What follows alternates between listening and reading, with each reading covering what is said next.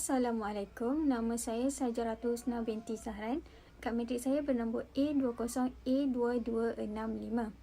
Hari ini, kumpulan kami akan membentangkan kajian nilai ilmu dan kami telah memilih subjek mikroekonomi sebagai tajuk kajian kami. Mikroekonomi ialah cawangan ekonomi yang mengkaji perilaku individu dan firma dalam membuat keputusan mengenai peruntukan sumber yang terhad dan interaksi dalam kalangan individu dan firma. Mikroekonomi juga menangani kesan-kesan dasar ekonomi seperti perubahan tahap percukaian. Oleh itu, kita teruskan dengan soalan yang pertama. Assalamualaikum, nama saya Tamamul Qamar bin Muhammad Fisol, nombor matrik A20A2013. Kami ingin membentangkan soal selidik berdasarkan Google Form dengan 10 orang responden tentang subjek falsafah ilmu. Purata jantina menunjukkan 60% lelaki dan 40% perempuan. Purata umur pula adalah kesemua 10 orang responden berumur antara 19 hingga 23 tahun. Purata kaum pula adalah kesemua responden merupakan kaum Melayu. Purata agama pula menunjukkan kesemua 10 orang responden beragama Islam. Soalan 1. Adakah ilmu ekonomi yang dipelajari dijadikan sebagai kajian tentang bagaimana sumber terhad digunakan untuk memenuhi kehendak manusia yang tidak terhad?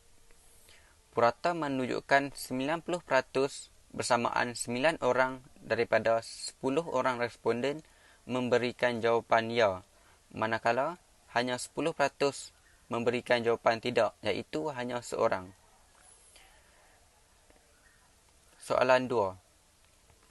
Adakah masalah asas ekonomi adalah sama di semua negara tanpa mengira sama ada negara tersebut maju ataupun tidak? Hasil soal selidik menunjukkan 70% bersamaan 7 orang memberikan jawapan ya, manakala 30% bersamaan 3 orang memberikan jawapan tidak. Soalan 3. Pada pendapat anda, benarkah dengan mempelajari ilmu ekonomi, masyarakat dapat membuat keputusan yang tepat dalam memilih kepentingan mengikut keutamaan? Contohnya, antara barangan keperluan dan barangan kehendak. Ya atau tidak? Mengapa anda memilih jawapan tersebut? Hasil soal selidik menunjukkan 100% responden mengatakan ya tentang soalan tersebut. Responden 1. Pada pendapat saya, ya, sebabnya kita sebagai masyarakat perlu mengutamakan keperluan pada zaman sekarang. Responden 2 mengatakan ya. Responden 3 memberikan jawapan ya. Mempelajari ilmu ekonomi dapat mengutamakan barang keperluan berbanding barangan kehendak. Responden 4 memberikan jawapan ya. Responden 5 mengatakan ya kerana mempelajari ilmu ekonomi dapat membezakannya. Responden 6 mengatakan ya. Responden 7 memberikan jawapan ya kerana dengan mempunyai ilmu kita dapat membuat keputusan yang lebih rasional. Responden 8 mengatakan ya. Dengan pembelian barangan yang berdasarkan keperluan mampu mengelak pembaziran dan mengawal kewangan. Keperluan asas merupakan keperluan yang wajib dan mesti dipenuhi untuk meneruskan kehidupan. Hasil daripada usaha dalam mengelak pembaziran dapat digunakan untuk melangsaikan hutang, bil atau keperluan yang lain. Responden 9 memberikan jawapan ya kerana ekonomi dapat memudahkan urusan kita dalam dagangan. Responden 10 mengatakan ya kerana masyarakat tahu membahagikan antara keperluan dan kehendak. Assalamualaikum dan salam sejahtera. Nama saya Umi Nosyada binti Azizan yang bernama matrik A20A2053. Saya akan membentangkan kajian terhadap nombor 4, 5 dan 6. Soalan nombor 4, pada pandangan anda, adakah ilmu ekonomi mampu meningkatkan kepekaan masyarakat pada masalah ekonomi dalam negara mahupun di peringkat globalisasi? Ya atau tidak? Dan mengapa anda memilih jawapan tersebut?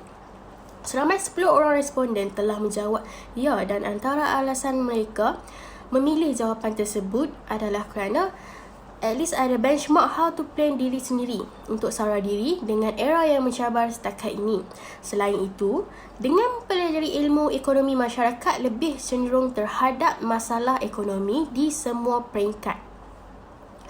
Masyarakat akan lebih bersedia untuk apa jua yang akan berlaku. Seterusnya, anak muda yang mahu bentuk sebuah negara bangsa perlu ambil tahu dalam ilmu ekonomi dan lain-lain.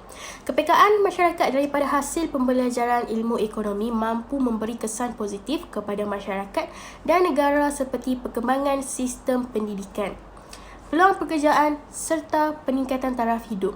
Dengan ilmu ekonomi yang diperoleh, masyarakat sedar akan tidak melakukan kegiatan buruk seperti pembalakan haram. Dan selain itu, ekonomi dapat mengajar kita ilmu atau masalah terkini yang negara alami. Dan jawapan responden yang terakhir ialah masyarakat akan sedar penurunan atau kenaikan harga barang dan mereka tahu punca daripada perubahan harga tersebut. Seterusnya, soalan kelima. Pada pendapat anda, adakah membuat perancangan ekonomi yang baik mampu menjadikan anda seorang pengguna yang berjimat cermat? Seramai 10 orang responden menjawab ya, dan ada antaranya mempunyai alasan. Contohnya, responden kedua yang menyatakan pendapat beliau iaitu, betul, dia ajar kita macam mana nak berjimat cermat daripada membazir. Di negara Malaysia, majoriti kumpulan B40, maka diorang akan plan untuk kehidupan dengan gaji bulanan yang mereka dapat. Selain itu, kerana perancangan ekonomi yang baik seperti berjimat cermat mampu mengatasi masalah kewangan. Seterusnya, soalan ke-6 yang berbunyi, menurut pandangan anda sebagai seorang pengguna, bagaimana cara untuk mengawal kenaikan harga barang pada musim perayaan, terutamanya perayaan Aidilfitri? Sekarang mari kita lihat 10 orang responden yang telah menjawab soalan ini. 80% daripada responden memilih jawapan memastikan bekalan barang keperluan mencukupi. Sebanyak 10% memilih jawapan menambah bilangan barangan dalam senarai barang rawatan. Dan 10% lagi memilih jawapan mengambil tindakan undang-undang. Sekian, itu sahaja daripada saya. Terima kasih. Saya teruskan dengan soalan yang ketujuh. Soalan ketujuh ialah, adakah anda bersetuju bahawa musim perayaan menyebabkan berlakunya kenaikan harga barang secara mendadak? Jawapan yang kami dapat daripada responden ialah, kesemua responden menjawab ya. Ada responden yang berpendapat bahawa permintaan barang yang meningkat dan barang yang ada terhad menyebabkan kenaikan harga barang. Selain itu, ada juga responden yang berpendapat bahawa segelintir pembekal menyembunyikan barang keperluan. Terdapat juga responden yang berpendapat bahawa permintaan tinggi tetapi bekalan rendah menyebabkan harga meningkat.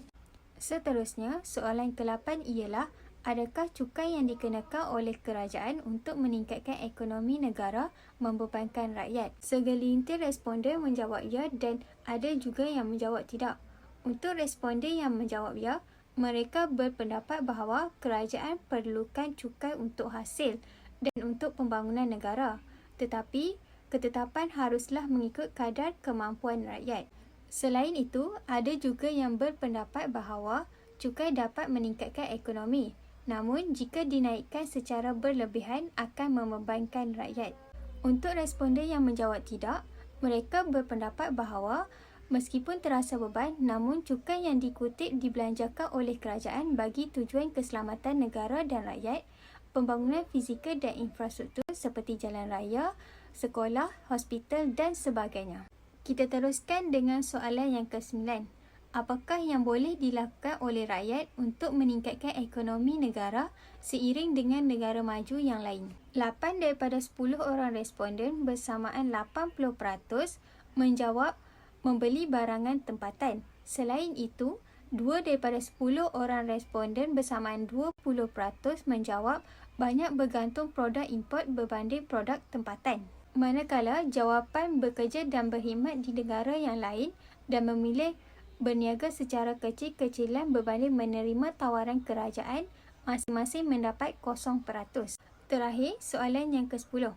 Pada pandangan anda, adakah negara akan lebih maju jika kita menjalinkan hubungan diplomatik dengan lebih banyak dengan negara lain untuk meningkatkan ekonomi? Hasil jawapan yang kami dapat daripada responden ialah kesemua responden menjawab ya. Mereka berpendapat bahawa hubungan diplomatik boleh meningkatkan ekonomi dengan mengeksport barang tempatan ke luar negara. Selain itu, ada juga yang berpendapat bahawa hubungan diplomatik dapat menjalinkan ekonomi yang mampan. Dan yang terakhir, ada juga yang berpendapat bahawa hubungan diplomatik dapat menarik kemasukan pelabur asing ke dalam negara. Sekian sahaja daripada saya. Terima kasih.